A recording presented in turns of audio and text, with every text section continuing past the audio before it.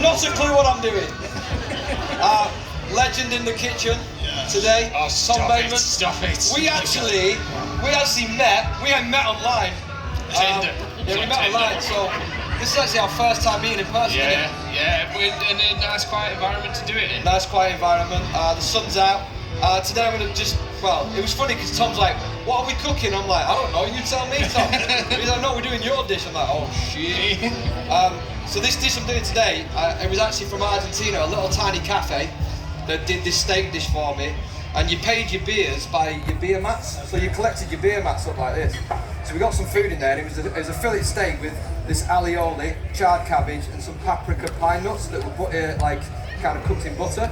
So it's a simple dish, but I just want to give, my friends say to me, how do you cook that, how do you do it? I just want to give them the confidence to be able to do this at home, like cook steak and all that. So, simple dish, but we better get on with it. So, nice fillet steak.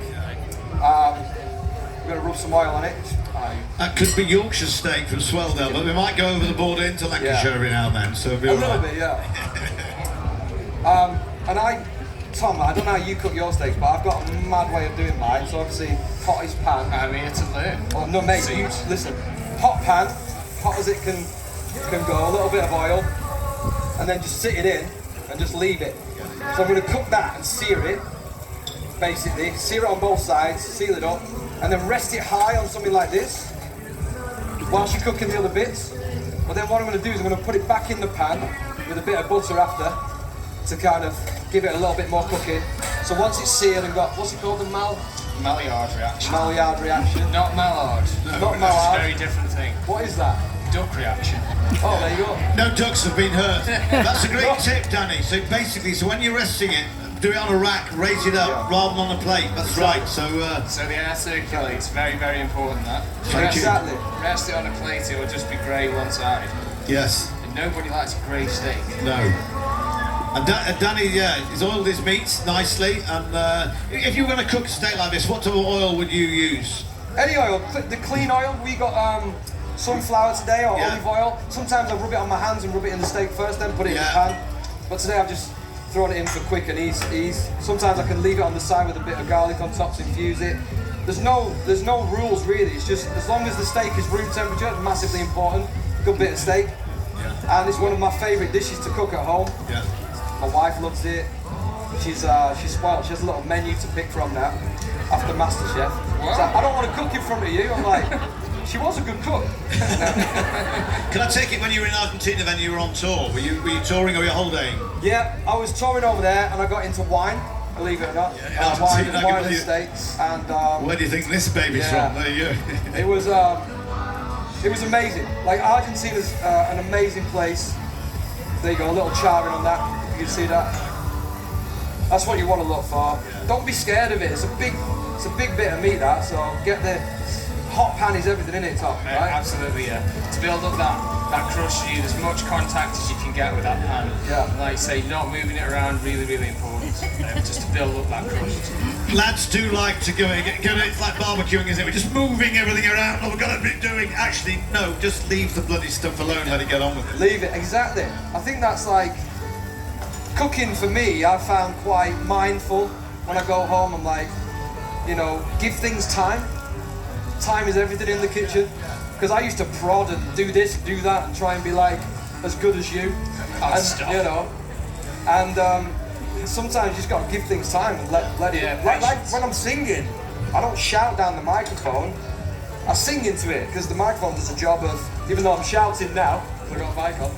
But you're meant to, sing into it, not shout into it. And it's like with the pan, let it do its thing. Yeah, Rod Stewart said all that. The minute he got those little speakers in his ears, that he could actually hear what he was singing, but he stopped shouting into the mic, and his voice suddenly, became much better. There you go. Yeah. So we've got Tom doing the alioli here. It's done, chef. Oh, mate, that is insane. So we're going to put some Greek yogurt in that to finish. Done, chef. Mate. You're quick. I went over last time. The guys were trying to throw me off the stage because you've only got 20 minutes. Oh shit, I was 40 minutes deep. Anyway, so I'm going to let that rest now. Are you happy with that, chef? It's looking good. Or do you want a bit more? Nice little crust. A bit more? Maybe just flip the edges a little. Give them I'm also toasting off. Look at this, is getting romantic now. What is it? Crossing over. Don't Why mind did we it. cooked in the kitchen like this? Get a room, get a room. Every night in my dreams. Is this on? I don't even know when that comes on. It's just, you're just threatening it with heat at the moment. I'm tossing off some pine nuts as well, just to give it. You're doing what? I'm tossing off the what? Got away with that for a minute. I said pine nuts, not my nuts. You said you were tossing off some pine nuts. I said toasting. Oh, you might have whoever recorded that, go back and replay. I said toasting, not tossing. That one tossing. Right. The rest that now. Rest. Do you find the similarities between music and food? Like the build, you know, it's obviously like when you're writing a song, you've got a certain set of chords or ingredients or whatever. Yeah. Do you find that you build up food same as you would music now? Absolutely, and it's the same with food in a way where there's too many cuts or too many people writing a song, it becomes diluted and you kind of lose your way. Yeah. With music, it's better, like, you know, all about, use a great example of doing something simple, talking to one person and trying to talk to many. So right now I'm just pretending to cook for one person. It's true though, it's like radio. It was you and I having a conversation with a silent third party. And I'm sure that when you sit down, you and Tom, it's about, you know, experiences, but yeah, and everyone else buys on board. By the way, my brother is Surely New Road. He's on. He's in Bolton. There you go. And I was born near Ramsbottom for comedic purposes, but tough stars. Yeah, Rammy. So Yorkshire parents, born in Lancashire. There you go. So obviously, were you actually in Bolton? Where was you born in Bolton? Yeah, I was in Bromley Cross, Bolton Royal in I was born. And you know what? I was such a bland eater as a kid, like my little boy is now. Yeah. And the band and travelling about just got me into food. You know, I was put in front of some amazing chefs, and I was lucky enough to travel the world. And Japan, teppanyaki, oh my God, all the places I went to. And then I got into my palate changed and matured. And even now, like after Masterchef, I've got into spices. I know I wasn't into hot food before. And now I understand what pickles, what acids meant to do, what spices are meant to do. And yeah, I'm thankful for those experiences, you know. Yeah, Japan again, I mean, it's one country, isn't it? It's just so totally different to what we used to do. Absolutely, yeah. What an amazing place. I don't know if anyone's been to Japan, but it's an incredible place. Especially for food, actually. It is food. Absolutely. And also, as a culture, you couldn't look at it, it's so different, but also, if you love sumo or whiskey or whatever, you know, it's remarkable. Oh, Japanese whiskey's amazing, isn't it? Yeah. There you go. So, in here, I've just got tossing off some pine nuts, a little bit of butter, paprika, that's it, done. I've got Chef here charring off the cabbage. He's amazing, isn't he? Man, you are quick. It's kind of a thing. Like, you've got nothing else to do now. No, we can just have a chat. If you have any questions, I'm have to throw my body in amongst you all with the microphone here. Just stick your mitt up and we'll get... Yeah, go on, my goodness. You envisioned that's a very beautiful summer dress as well. I know you've got some tats as well. A few tats as well. Oh, nice. Very elegant as well. I mean, not that yours aren't elegant. Just tell me your name, where you're from, what's your question? My name's Vicky from Swindon in Wiltshire. I want to know what's in with the cabbage. Sorry? What's in with the cabbage? Oh, sorry, I was just getting on, but I was just bamboozled by this handsome young man next to me. Tell you what, it's kicking off here, and this is good. So I've charred it, started to get some char on there, and then we've dropped it in the steak pan to recycle all those flavours. Like with my cooking especially, I like to use everything I can to recycle flavour into flavour, and it just builds it up and builds it up and builds it up. So we've charred it. Then I've put some butter in there with some lemon and some water. I'm just going to emulsify that to glaze it up. Get a bit chefy, but it's absolutely delicious. Works with every kind of that vegetable. Asparagus, really, really great right now. Do exactly that. So either char it or roast it and then finish it off with butter and water. Just keep rolling it round and you'll get this lovely glaze finish. Thank you. And thank you for a very colourful Nicky from Swindon. Do you know what? Whenever I'm in doubt, I just text Tom. Guy's relentless, honestly. How do you do your cabbage, Tom? Yeah, should I keep my socks on when I'm anyway? Do tell, that was a great story. Go on, you can tell that story. It's all right. Oh no, it's a terrible story. Is it too late now? No, Go on, Christmas presents. Remember back in the day? Oh no, it's Go on, go on, Danny. Back in the day, you know, when there was kiss and tells about and all that. I can't believe I'm telling this story. Why am I telling this story? Anyway, there was a kiss and tell about me in 2004, and she said I kept my socks on. And a couple of years ago, I was at Christmas. You know, my wife's there and the family's all round. And my sister's husband bought me a pair of socks that said on the bottom, "Removed before sex." And it killed me. I was just like, are you having a laugh? It's Christmas time. It killed me. Great. Yeah. Right, let's go. So steak's rested pretty much for as long as we cooked it for. That's the rule I got taught. Yeah, and also I love the fact with butter. There was a great survey with chefs recently saying, what's the one ingredient you'd never be out? And they all, as James Martin would say, butter. But it is. That's what you did. And the last minute you put a bit more. It gives you that little, not only the gloss and the texture, but that lovely, slightly nutty element. Yeah, and it kind of penetrates it a bit. Penetrates it a bit more. What is this? I don't know. It's you started this. I think it was you, Tom, that told me that, you know, you build up flavour in a pan. The more you can use one pan, the better, because you build up flavour. Yeah, right? absolutely. So Yeah. I love using the same pan to char the cabbage. You know, put the butter in, infuse it with the rosemary and the garlic. Simple stuff done well is great. Yeah, I think that we can turn it off perfect. It's the Argentinian Malbec that I'm just passing along here. Yeah, nice. Deda, here you go. This is from Slurp. We're opposite the main stage for a good crew.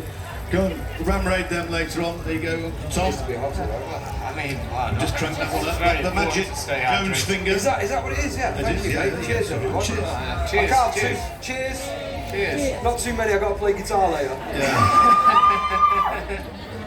Why are you in a band or something? Dan? Mate, Never I mentioned have got some solos to play later, yeah. and I can't do them sober. So it. Are we going to hear much of the new album? yeah, mate. Are you coming tonight? Yeah, I'll be there. I'll be there front row. The first time I met Tom was actually kind of in person. Today's the first in person. Yeah. But he was front row at the show. Loving life. Because my wife really likes Mcflys. Go on, Tom. Tell us a bit about the Flintlock, where it is, what we might expect. Yeah, so my restaurant, which I've not seen for nearly a week now, because I've been busy doing this, but it's in North Staffordshire, not far from Stoke-on-Trent, or another way of pointing it out is it's near Alton Towers. It's really quite a good selling point for us. Nemesis and tasting menu, it's like a dream combination. But it's very important you do that one way round. Nemesis first, then tasting menu. Otherwise it can be very messy. But yeah, so we're in North Staffordshire, like I say, right by the canal, it's a wonderful spot. So yeah, we've been open since September 2020, which was perfect timing to open a restaurant, as you can imagine. Throw all your savings in and then shut for 6 months.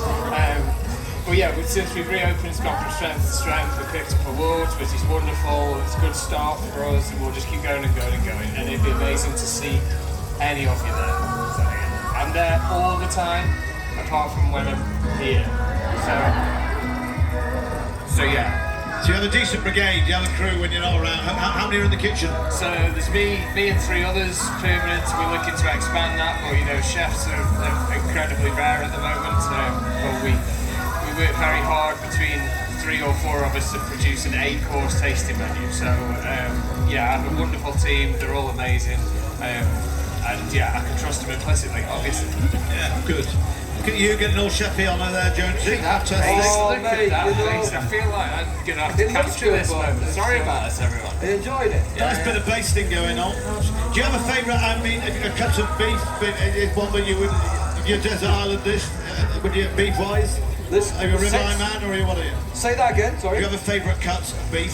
Fillet for me, yeah, all the time. Like as a kid, I was always fussy with eating the fatty parts, but I understand why we have obviously fat on meat now. But I just prefer It's just the go-to for me is a nice fillet at the minute. You know, if I'm barbecuing and if I'm slow cooking something, obviously I want more fat on it. But for me, just quick and easy. Yeah, for sure. Just a fillet. It's my go-to. It's one of those cuts that it's almost become unpopular because a bit more. that'd be good for me, but Good. you do you, man. Smelling bloody good. Any questions, Mitta? And oh my goodness, here we go. Hey, so it's on crutches this time last year. Watch that knee, Nigel. Yes. Watch that knee. I'm Eleanor. I know you, Eleanor. How are you? You do. I'm good. How are you? Good, thanks. It's only the 4th time I've seen you this week, so. Are you enjoying the new album? I've got 19 copies of it, so what does that tell you? That's not weird. By the Not way, weird, not at all. I've done 30 hours of driving this week to see Mcflys. well, so thank you to you. We got number 2. Wow. We tried. Yeah, thank you. My question is, Danny, what is your favourite dish to cook? This is one of my favourites. Definitely. When I also love. I did one the other day. Randomly just experimented with searing some tuna and making some kind of like deconstructed sushi. That was quite fun. I do in the winter. I do this like chefy deconstructed. well, only because I couldn't roll it. I wasn't good enough to roll it, so I just threw it on a plate and called it deconstructed. I love doing this. I do these like turkey. I know I never liked meatballs as a kid, so I wanted to make my own that tasted great. So I do this, and I want it to be healthy. So I do turkey meatballs, caramelised in Liam Perrins on top of a pesto pasta. That's amazing. That's one of our favourite home ones. I love doing fish as well. But I think steaks are like what I love doing. Whether that's like crushed potatoes with them or like charred cabbages, alioli. I mean this. Oh, sometimes I've done mushroom powder on a steak. Nice. I've marinated them overnight with like a soy ginger, and that's good actually. Really good doing like the kind of more Japanese style steak. So, yeah. Thank you, Eleanor. Well I've got done. a Good lot luck of with the album collection. Yeah, actually, crushed potatoes, a really simple thing, but it really just makes it, again, it does something different. Why would you do that? If someone's not done it before, you're going to crush your potatoes, be it your Jersey Whirls or whatever. You just said about the crushing. Yeah. Why do you do that? Just to crisp them up, you know. Like Tom gave me that actually. I remember texting you going, "How do you do your potatoes?" You were like, parboil them, make sure they dry, run them through water. That was it, and then crush them down. Nice bit of infusion of thyme, rosemary in the oven on a nice hot baking tray, and they crisp up really nice. I think you should crush them down with a glass or something as well, or something like that. It's just to get those edges so that they surface crisp up. area. You know? You're just looking for more surface area. Yeah. That's all you're doing, and it works to treat that. Yeah. So I think we're ready to serve. Any other questions while I'm here? Just yes, hello. Is that they ready? Joe and I'm from St Gifford. No. What's it here? That was in the steak. Which herb do you use with the steak? Rosemary, bit of garlic. Rosemary, bit of garlic. Yeah. Thank you so much. So that was infusion in the butter after I seared it off. Brilliant. I don't know whether you can see that. Can you see that? Yes, it's all there. It's fantastic. Actually, See this sort of Ricky's doing an buttery ace job that we were on talking about? sound and vision. It's really good. No surprises, but it is really Slice good. this Yeah, let's do that thing. that way. People want to see it. We can't just talk a good game and then. Yeah, sure. Okay. This is about the time when I start talking into the wine and trying to drink the microphone, but there you go. Welcome to Bath on a Saturday. Tough life. Well, that looks absolutely excellent. I have to say, that's just perfect. There you go. And it is an old cliche, but for you cooking, Danny, you can relax and just, put the world behind Exactly. Like honestly, one of my favourite things to come into the, after a heavy day, come home and just literally get the pans out, start cooking. It's homely. The smells start to make you feel relaxed. Obviously, sometimes at the weekend you have a glass of wine. Yeah. It's just relaxing. Yeah. And I enjoy it. It's mindful, and I concentrate on that and only that for that hour, and I just really enjoy it. And without giving us your postcode, which part of the world do you live in nowadays? West London now. Yeah. Okay. Yeah. Near the Queen, is it the basically near Kew Gardens? Yeah, fantastic. And have you got a busy summer ahead? I mean, have. lots. Yeah. Very, very busy. Basically, we kicked off our touring this year last night, so the whole of this year is touring up until about September. We kicked off last night in Wolverhampton, and today's our second show, which is going to be fun. So we're playing for about 70 minutes tonight, so Be a good show tonight. Well, I tell you what, this is a real joy here, and everyone will ask you. I mean, you obviously love this. Are you tempted at all to take it onto the business domain, or just keep it as a really lovely hobby?